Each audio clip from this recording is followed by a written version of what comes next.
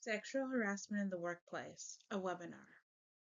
This webinar is presented by the Barbra Schlifer Commemorative Clinic's #AndMeToo Survivor Rights and Employer Duties in the Precarious Workplace project. This project is generously funded by the Department of Justice. Disclaimer. It is important to note that the information provided in this webinar is legal information and is not to be used for the purpose of individualized legal advice. Due to the constantly changing nature of the law, the Barbra Schlifer Commemorative Clinic cannot guarantee the accuracy of the information provided outside of when this webinar has first been made available to the public. About the clinic. The Barbra Schlifer Commemorative Clinic offers legal services and representation, trauma-informed counseling, and multilingual interpretation services to diverse women who have experienced violence. Our mandate is to cultivate women's skills and resilience by fostering their safety, dignity, and equality. As an organization led by and for women and survivors of gender-based violence, we amplify women's voices to create individual and collective change. The Barbra Schlifer Clinic has over 35 years of experience providing independent legal advice and independent legal representation in cases of gender-based violence, including sexual assault, intimate partner violence, family violence, forced marriage, and the like. The Schlifer Clinic is the only clinic of its kind in Canada that offers trauma-informed wraparound service provision to survivors of sexual assault, intimate partner violence, and other forms of gender-based violence. The clinic has demonstrated a strong capacity to deliver holistic wraparound supports. Each year, the clinic provides legal, counseling, and interpretation services to thousands of women and gender diverse and gender non-conforming people.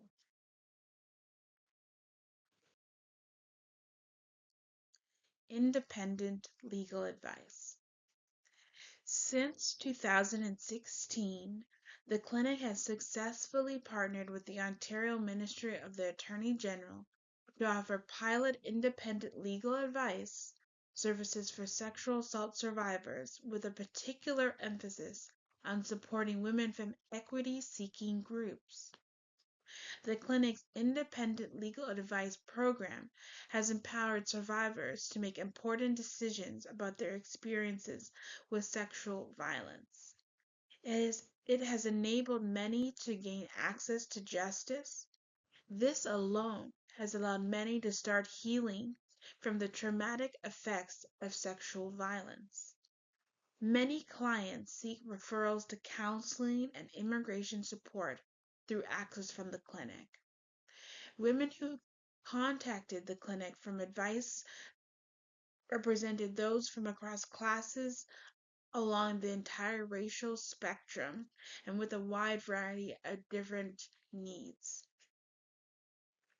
In 2021, with support from the Department of Justice and in collaboration with the Center for Research and Education on Violence Against Women and Children, the clinic launched #AndMeToo, Survivor Rights and Employer Duties in the Precarious Workplace. This new project at the clinic provides comprehensive free public legal education to address harassment in the workplace. The project provides free legal education and connects women and gender diverse folks with resources on sexual harassment in the workplace, as well as work with employers in the service and hospitality industry to assist them in creating safe workplace conditions.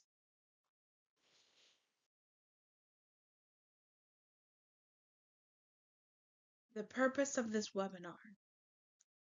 The purpose of this webinar is to provide a brief introduction to the legal options available to you when experiencing sexual harassment in an Ontario workplace. By the end of this webinar, you will 1. Know what sexual harassment is, as understood by the Province of Ontario, the Ministry of Labour of Ontario, and the Ontario Human Rights Code. 2. Become familiar with the legal avenues available to you through the Human Rights Tribunal and the Ministry of Labour when experiencing sexual harassment in an Ontario workplace. And 3. Become familiar with your legal rights in Ontario when experiencing sexual harassment in the workplace. Part 1. What is sexual harassment? Sexual harassment. Sexual harassment is defined in the Human Rights Code of Ontario as a course of vexatious conduct or comments related to sex, sexual orientation, gender identity, and gender expression where the conduct or comment is known or ought to be reasonably known to be unwelcome.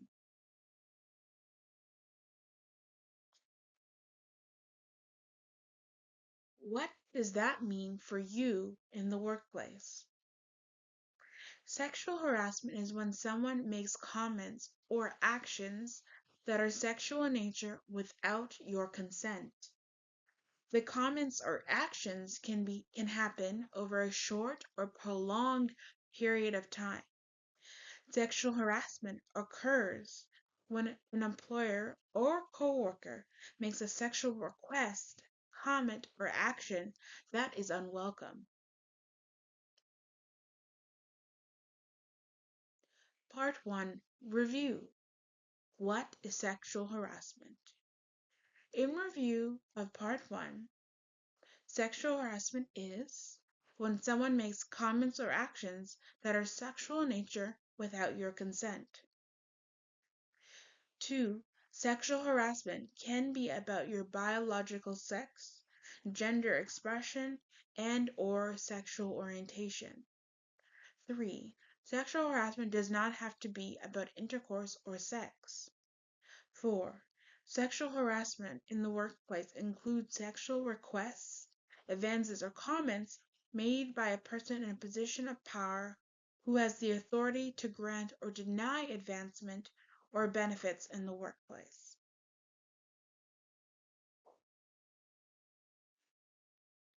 Part 2. Legal rights and resources when experiencing sexual harassment in Ontario. No one deserves to experience sexual harassment in the workplace.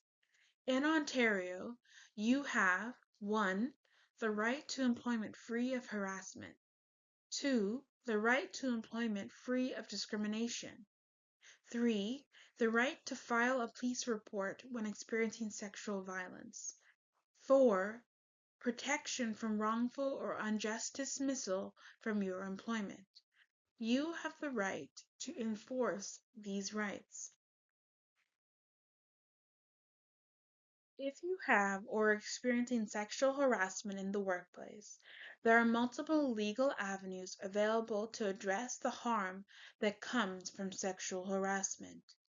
These include civil law, criminal law, the Human Rights Code, the Employment Safety Act, the Occupational Health and Safety Act, workplace safety and insurance, professional bodies, and regulatory bodies.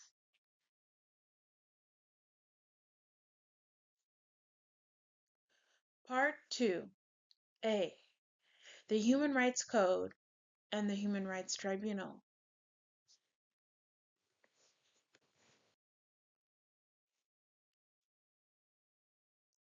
What is the Human Rights Code of Ontario? The Human Rights Code is a provincial law enacted in 1962.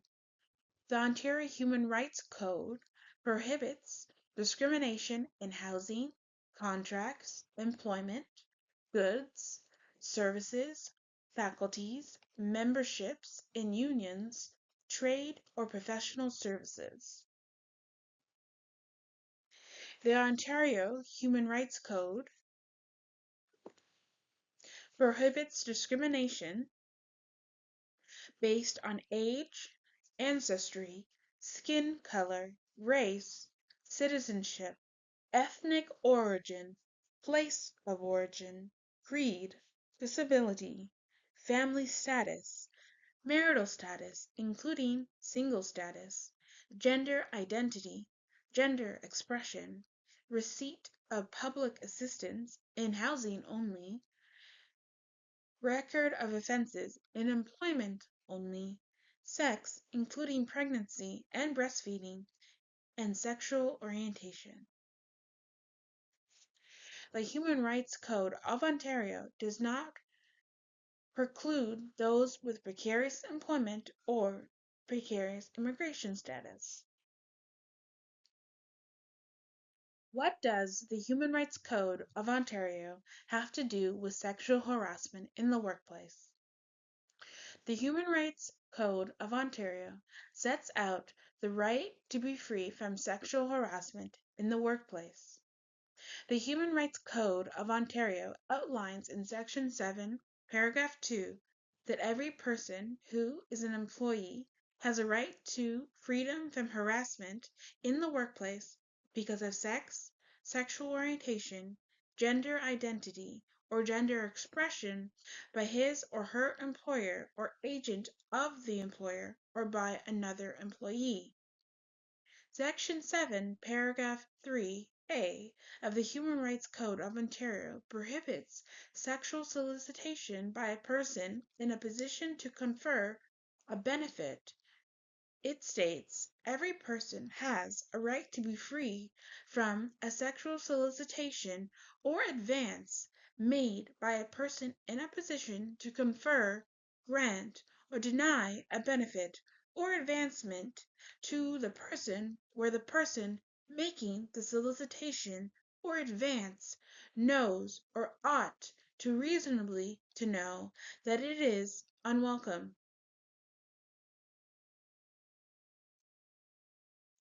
What is the Human Rights Tribunal of Ontario? The Human Rights Tribunal of Ontario resolves issues of discrimination and harassment applied under the Human Rights Code of Ontario. If you are experiencing workplace sexual harassment, you have the option to file an application with the Human Rights Tribunal of Ontario to address issues of workplace sexual harassment. Overview of the Human Rights Tribunal of Ontario application process. Number 1, the process is initiated by filling out Form 1, where you describe the experience of sexual harassment. This form is then processed by the tribunal, and a copy of it is given by the tribunal to the person you are making the claim about, whether it be your employer or an individual person. This person is called the respondent, and they have the opportunity to provide a response, which is shared to you. Number 3, if you want to reply to the response, you can fill out a reply with the tribunal. 4, if you want to resolve the application without going to a hearing, you can agree to mediation with the other side, where you try to come to a resolution. 5, if no resolution is reached, or if you do not feel comfortable doing mediation, then the tribunal sets a hearing date to determine the matter at issue in your application. 6. Once this hearing date is set, you and the respondent all share all relevant documents to the case, such as your evidence. 7. You also provide your witness list and witness statements. 8. The hearing takes place and the tribunal decides on your application. Potential remedies and advantages in applying to the Human Rights Tribunal of Ontario. If your application is successful and a decision is made in your favor, the Human Rights Tribunal of Ontario can require your employer to provide a monetary compensation for pain and suffering or lost wages. The Human Rights Tribunal of Ontario can also reward a non-monetary compensation, such as requiring your employer to reinstate your employment or undergo or conduct human rights-related training. What are the benefits of the Human Rights Tribunal of Ontario? The benefits of making a claim through the Human Rights Tribunal of Ontario when experiencing sexual harassment in the workplace include: 1. The police are not involved. 2. You have access to free legal support through the Human Rights Legal Support Clinic. The Human Rights Legal Support Clinic offers services at each stage of the human rights disputes brought before the tribunal. 3. It does not require a lawyer. 4. There is a lower burden of proof because it is a balance of probabilities, not beyond a reasonable doubt.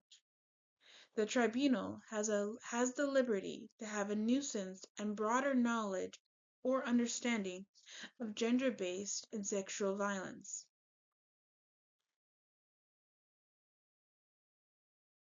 What are the limitations of the Human Rights Tribunal of Ontario when experiencing sexual harassment in the workplace?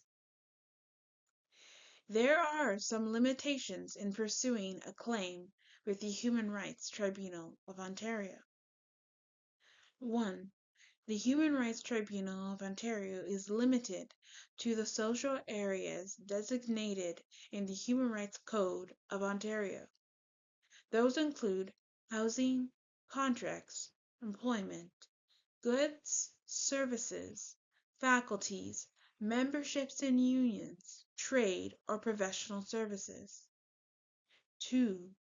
There is a 1-year time limit to report and file an application with the Human Rights Tribunal of Ontario from the last occurrence of sexual harassment. 3. The investigation into claims brought before the Human Rights Tribunal of Ontario is conducted by the tribunal. There is no outside investigation.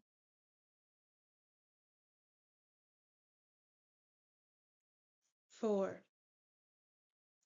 There is no criminal penalty for the employer, supervisor, or co-worker if they are found to be at fault by the tribunal. In review, the Human Rights Tribunal of Ontario resolves issues of discrimination and harassment applied under the Human Rights Code of Ontario. If you are experiencing workplace sexual harassment, you have the option to file an application with the Human Rights Tribunal of Ontario to address issues of workplace sexual harassment. Applying to the Human Rights Tribunal does not require a lawyer, but you have access to legal support through the Human Rights Legal Support Center. There is a lower burden of proof, as it is a balance of probabilities not beyond a reasonable doubt. People with precarious immigration status or precarious employment can make an application to the tribunal. The Occupational Health and Safety Act. The Occupational Health and Safety Act is a law that protects employees against health and safety hazards at work in Ontario. Who is protected under the Occupational Health and Safety Act, otherwise known as OSHA? Under OSHA, employee is broadly defined. It includes 1. A person who performs work or supplies services for monetary compensation. 2. A secondary school student who performs work or supplies services for no monetary compensation under a work experience program authorized by the school board that operates the school in which the student is enrolled. 3. A person who performs work or supplies services for no monetary compensation under a program approved by a college of applied arts and technology, university, private career college, or other post-secondary institution. 4. Such other persons as may be prescribed who perform work or supply services to an employer for no monetary compensation. The Occupational Health and Safety Act, otherwise known as OSHA, does have exceptions to this broad definition of employee. Doctors, lawyers, directors of corporations, and federal employees are not included as employees under this act. What does OSHA have to do with sexual harassment in the workplace? The Occupational Health and Safety Act requires that employers maintain a workplace that is free from sexual harassment and sexual violence. The Occupational Health and Safety Act, otherwise known as OSHA, gives you the right to report experiences of workplace sexual harassment to your employer. The Occupational Health and Safety Act places a legal obligation on your employer to investigate and respond to sexual harassment in the workplace. If your employer does not investigate issues of workplace sexual harassment or the investigation is insufficient, they are in breach of the Occupational Health and Safety Act, and you have the legal right to make a complaint to the Ministry of Labor. What is the role of the Ministry of Labor in enforcing my employer's legal obligation under the Occupational Health and Safety Act? You have the right to report and make a complaint to the Ministry of Labor when experiencing workplace harassment if you feel your employer is not in compliance with OSHA. Once a report is made, a representative from the Ministry of Labor will investigate the issues of workplace sexual harassment. Workers with precarious immigration status may be hesitant to report to the Ministry of Labor. However, under the Occupational Health and Safety Act, immigration status is not a factor in determining whether someone is considered an employee under this act.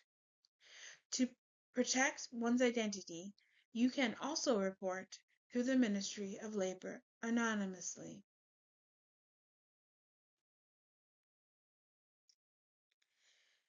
Employment Standards Act, otherwise known as ESA. Employment Standards Act is a provincial law that is focused on the minimum protections provided to certain types of employees. Under the ESA, an employee is 1. A person, including an officer of a corporation, who performs work for an employer for wages. 2. A person who supplies services to an employer for wages. 3. A person who receives training from a person who is an employer if the skill in which the person is being trained is a skill used by the employer's employees. 4. A person who is a home worker.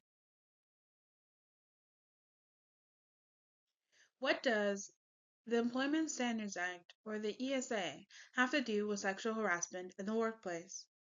A key provision of the ESA is sexual and/or domestic violence leave. What is sexual and/or domestic violence leave?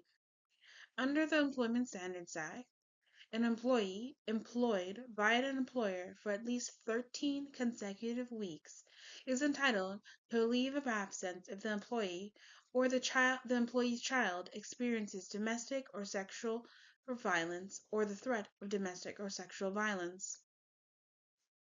The leave of absence can be taken to 1.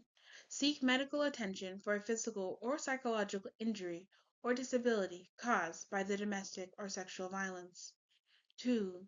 To obtain services from a victim services organization. 3. To obtain counseling. 4. To relocate.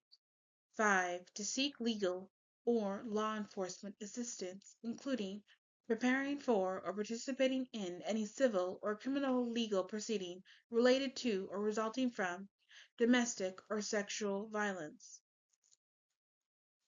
Another key provision of the ESA is protection from punishment or reprisal.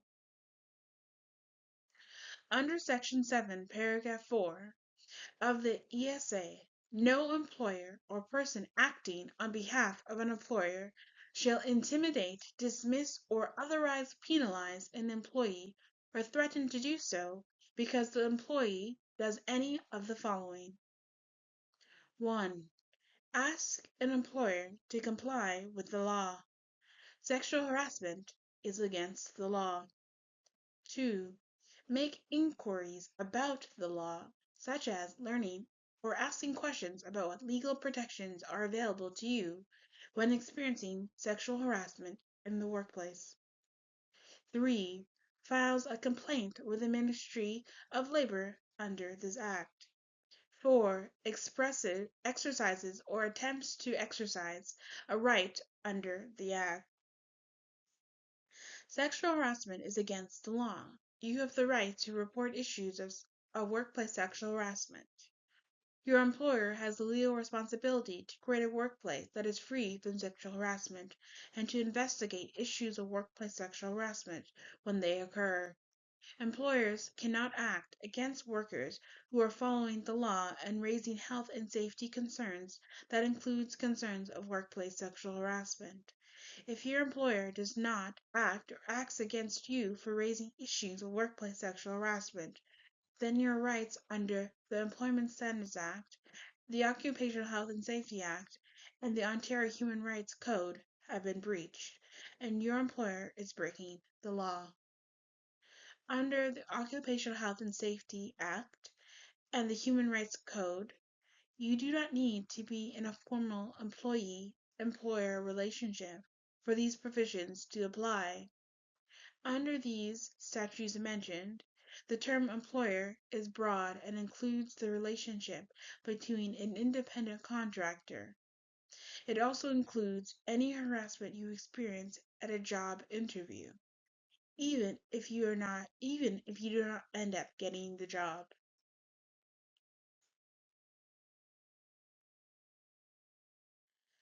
Benefits of reporting to the Ministry of Labor.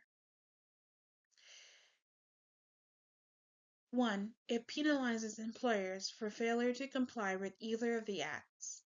2. It is an option available to those with precarious immigration and/or precarious employment status. 3. It can require employers to compensate the survivor. 4. It can order employers to pay lost wages. 5. It does not require a lawyer.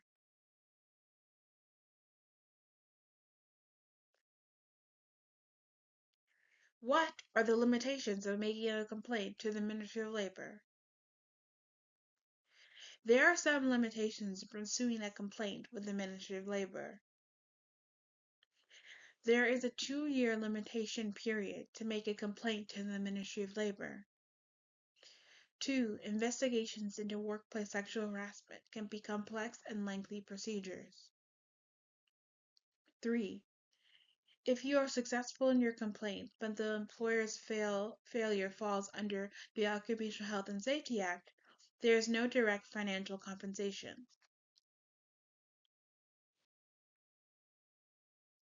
In review, the Ministry of Labor resolves issues of discrimination and harassment applied under the Occupational Health and Safety Act and the Employment Standards Act in the workplace. 2. If you are experiencing workplace sexual harassment, you have the option to report and make a complaint to the Ministry of Labor, where it will be subsequently investigated. 3. 3. Under the Employment Standards Act, you may take sexual and domestic leave. 4. The Ministry of Labor, under the acts of the Occupational Health and Safety Act and the Employment Standards Act, have a broad definition of who is considered an employee. 5. Making a complaint to the Ministry of Labor does not require a lawyer.